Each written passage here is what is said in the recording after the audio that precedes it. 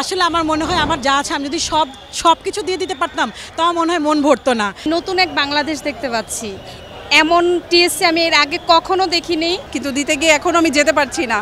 কারণ হচ্ছে আমার ভালোই লাগছে, মানে থাকতে আমি বাচ্চাকে নিয়ে এসেছি, আর এখানে আমি আমার সামর্থ্যর মতন দিতে পেরে খুবই ভালো লাগছে। আমার ছোট বাচ্চা সে এসেছে তার নানুর কাছ থেকে টাকা নিয়ে, তার নিজের জমানো টাকা নিয়ে। এটা তো অনেক ভালো লাগছে যে ছেলেরা মেয়েরা নিরলসভাবে পরিশ্রম করছে রাত দিন। এটা তো বলার কোনো মানে আমি কি বলবো, আমি স্পিচলেস, মানে আমি কি বলবো। আমার কাছে খুবই ভালো লাগছে এই টিএসসিতে এত মানুষ এসে তাদের যার যা আছে তাই এখানে দিয়ে যাচ্ছে। Redmi 13 স্টাইল বানাই দুনিয়া কাঁপায়।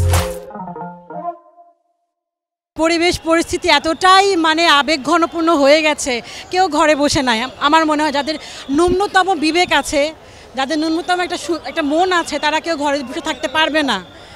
আমার ছোট বাচ্চা সে এসেছে তার নানুর কাছ থেকে টাকা নিয়ে, তার নিজের জমানো টাকা নিয়ে বন্যার্ত মানুষদের দেওয়ার জন্য।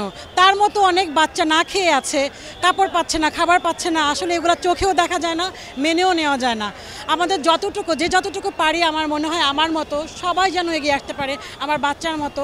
আমরা তো সাধারণ মানুষ, অনেক ধন্যাঢ্য মানুষ আছে, তাদের এগিয়ে আসা উচিত। আর আসতেছেও, আমি মনে হয় অনেক মানুষ আসতেছে, যে যেভাবে পারতেছে সবাই সাহায্য করতেছে।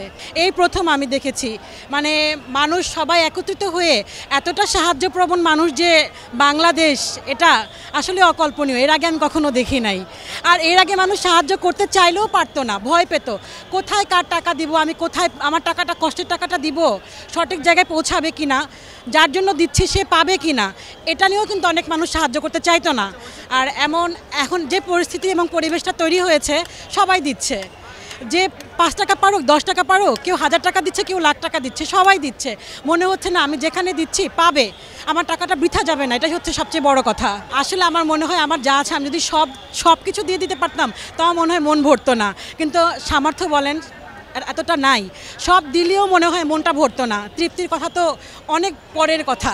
সবচেয়ে বেশি খারাপ লাগে যখন খবরগুলো দেখি ছোট ছোট বাচ্চাদেরকে হাঁড়িতে বসিয়ে বাসিয়ে দিচ্ছে, কিংবা গামলায় বসিয়ে বাসিয়ে দিচ্ছে।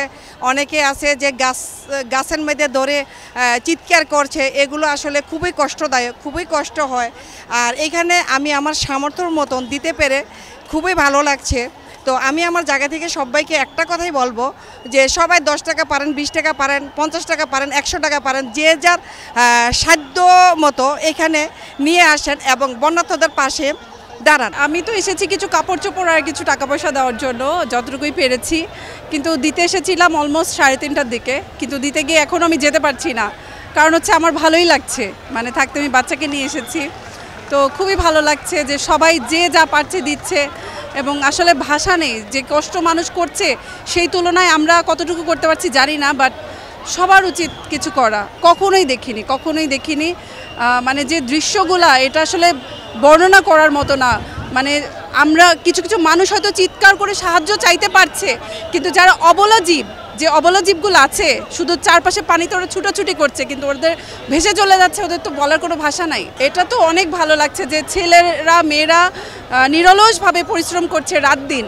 এটা তো বলার কোনো মানে আমি কি বলবো, আমি স্পিচলেস, মানে আমি কি বলবো। নতুন এক বাংলাদেশ দেখতে পাচ্ছি, এমন টিএসসি আমি এর আগে কখনো দেখিনি।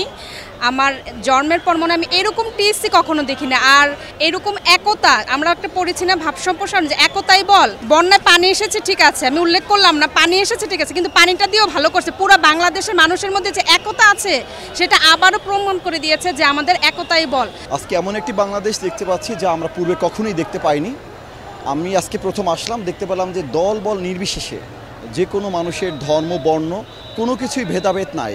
আমি দেখতে পাচ্ছি যে মানুষজন যে যা পারছেন, যে বিশেষ করে শুকনো খাবার থেকে শুরু করে টাকা অর্থ দিয়ে বিভিন্ন কিছু দিয়ে, যে বিশেষ করে মানুষ ভলান্টিয়ারি সার্ভিস দিয়ে হলেও তার সহযোগিতা অব্যাহত রেখেছেন। আমরা এরকম বাংলাদেশই চেয়েছিলাম। আমার কাছে খুবই ভালো লাগছে এই টিএসসিতে এত মানুষ এসে তাদের যার যা আছে তাই এখানে দিয়ে যাচ্ছে।